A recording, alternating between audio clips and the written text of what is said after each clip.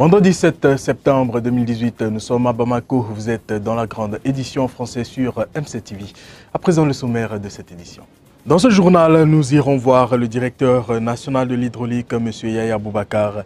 Il s'agira bien sûr pour notre équipe d'échanger avec lui sur la couleur de l'eau qui devient jaunâtre et boueuse en période d'hivernage. Et puis une autre équipe également de reportage qui a sillonné quelques parkings de la capitale pour s'imprégner des réalités des parkeurs. Merci de nous rejoindre dans cette nouvelle édition française sur MC-TV. Comme annoncé tantôt, en saison d'hivernage, le fleuve Niger est en crue. Ainsi donc, la couleur de l'eau devient jaunâtre et boueuse. Y a-t-il des conséquences quant à la consommation de cette eau? Le directeur national de l'hydraulique, M. Yaya Boubacar, nous donne plus ample explication au micro de Bibata Koulibaly. Et il faut dire que cette année, le pays a enregistré une bonne pluviométrie et par rapport à celle de l'année dernière, il y a eu de quantités fortes de pluie qui ont été enregistrées sur l'ensemble du territoire. Bien vrai que nous avons assisté à une répartition inégale de ces pluies dans le temps et dans l'espace. Et les pluies sont à l'origine de l'écoulement des fleuves. Donc les deux fleuves, c'est-à-dire le fleuve Niger et le fleuve Sénégal, ont connu une montée franche des eaux pratiquement à partir de la dernière décade du mois d'août. Et c'est la raison pour laquelle vous avez pu constater aujourd'hui que le niveau de l'eau est en train de monter. Et nous demandons réellement aux populations riveraines de prendre les dispositions idoines afin d'éviter tout désagrément. Et comme vous le savez, la plupart du temps, une bonne partie du lit des fleuves est vraiment occupée de façon anarchique. Alors cette année, vraiment due à la montée franche des eaux, nous demandons à ces populations réellement de bon vouloir de quitter à temps pour éviter tout désagrément. Par rapport à la couleur de l'eau, en fait la qualité de l'eau n'est pas liée à sa couleur. Et comme vous le savez, au niveau de la ville de Bamako, l'alimentation en eau potable des populations est assurée à partir du fleuve Niger. Mais cette eau subit un traitement de façon journalière. Et je puis vous assurer que l'eau distribuée est de bonne qualité. Ce que l'on doit noter, c'est que pendant la période de crue, c'est-à-dire la période de montée des eaux, on assiste à une forte turbulence des eaux. Et cela demande beaucoup de traitement au niveau de ces eaux captées. Et c'est ce qui fait que souvent, on assiste vraiment à une couleur rouge.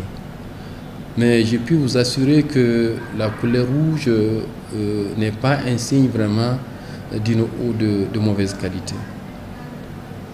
La gestion des parkings moto, parlons-en, une activité génératrice de revenus, mais qui comporte des risques. Notre équipe de reportage a sillonné ainsi quelques parkings de la capitale pour s'imprégner des réalités de ces parkeurs. Un reportage signé Soumaïla Berté, Omokone.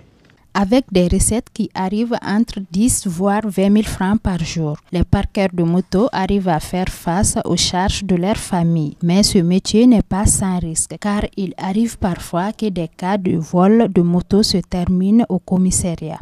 Et ces derniers ont des dures journées de labeur. Nous sommes conscients des risques de ce métier et encore nous sommes confrontés à des difficultés comme par exemple il arrive que certains clients arrivent avec des billets et nous n'avons pas souvent la monnaie et cela se termine très souvent par des insultes. Le parking est payé à 100 francs par moto et malheur pour nous les parkeurs, si une moto se perd, on est appelé à rembourser ou faire de la prison. Sinon, nous gagnons bien notre pain quotidien. Avec le parking, nous ne pouvons que remercier le bon Dieu. À part que nous sommes confrontés à quelques problèmes avec les nouveaux clients. Sinon, nous gagnons bien notre vie. Souvent, on arrive à gagner 20 ou plus par jour. Ces parkers souhaiteraient un peu plus de respect de la part de leur clientèle, de la patience afin de leur faciliter le bon déroulement de leur activité. Parlons politique à présent. M. Soumeylou Boubeye Maïga a été reconduit au poste de Premier ministre par le président Ibrahim Boubacar Keïta. Il est ainsi chargé de former un nouveau gouvernement. Quel est donc l'avis des hommes de médias sur cette reconduction? Écoutons Issa Morba, journaliste au micro de nos reporters.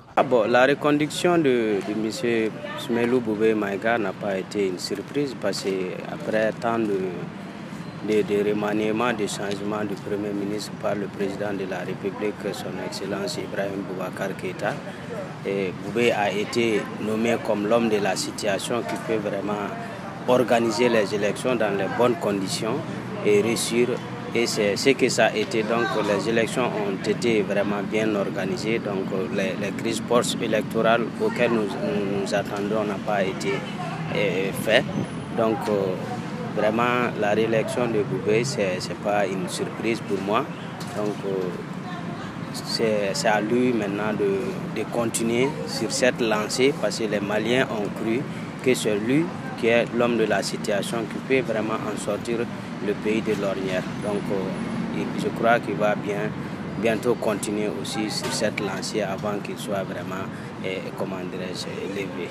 Les priorités actuelles, vous savez, dans un pays comme le nôtre, tout est prioritaire, mais la priorité des priorités aujourd'hui, c'est l'insécurité grandissante qui règne au nord comme au centre du pays et qui doit faire face. Donc si vous voyez même que Ibeka, les gens sont en train de crier par-ci, par-là, qui n'a pas reçu, qu'il a un bilan mitigé, c'est que les attentes des Maliens n'ont pas été comblés du niveau de l'insécurité qui continue. Donc pour moi, la priorité des priorités doit être vraiment de faire face d'abord et à mettre la sécurité dans le centre comme dans le nord.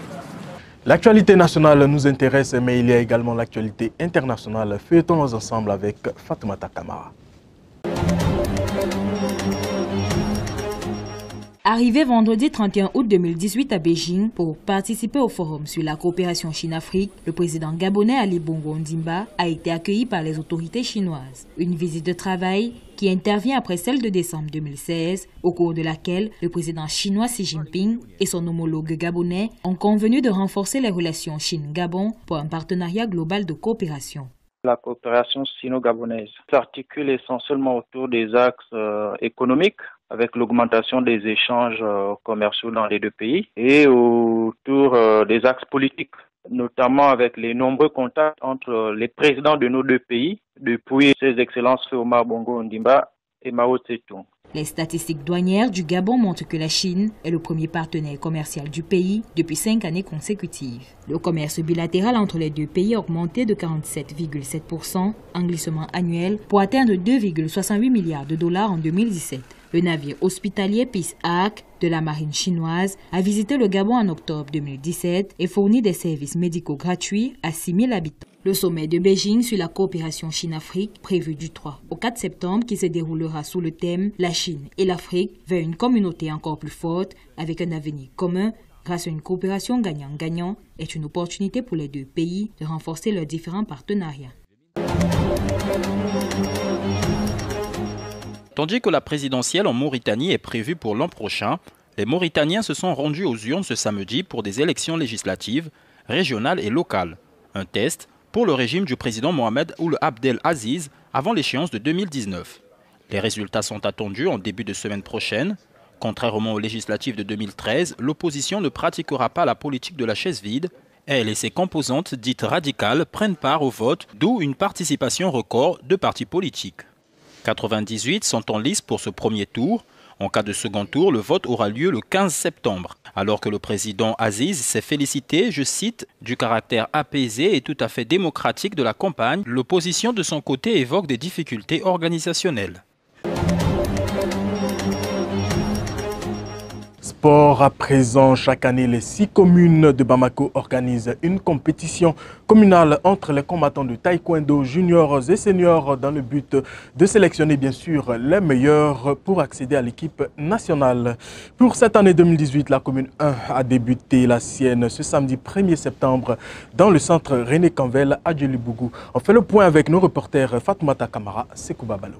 Le taekwondo est un art martial d'origine sud-coréenne dont le nom peut se traduire par la voie du pied et du poing. Le taekwondo, dont le nom a été proposé en 1955 par le général Cho Ying-Ying, il se distingue des autres arts martiaux, surtout dans sa forme par le haut degré de spécialisation de ses pratiquants en technique de coup de pied, bien plus que dans d'autres techniques par les nombreuses protections utilisées lors des compétitions. Il a été inclus au programme des Jeux olympiques d'été en 2000, c'est le seul sport olympique autorisant les frappes avec le pied. Chez nous au Mali, aujourd'hui, ce sport gagne de plus en plus de terrain. À cet effet, chaque année, une compétition nationale est organisée au grand plaisir des amoureux de ce sport plein contact. Les 6 communes de Bamako organisent pour l'année 2018 la commune 1 à abriter la compétition concernant les juniors et les seniors. L'objectif est de trier les meilleurs pour former l'équipe nationale. Les gagnants de chaque commune retenue s'affronteront dans le district. Et enfin, les régionaux rejoindront les gagnants du district pour clore le championnat. Soulignons que le taekwondo, à l'instar des autres sports de combat, se veut d'être un canal pour une meilleure santé, mais également un outil de rassemblement, d'union et d'entente.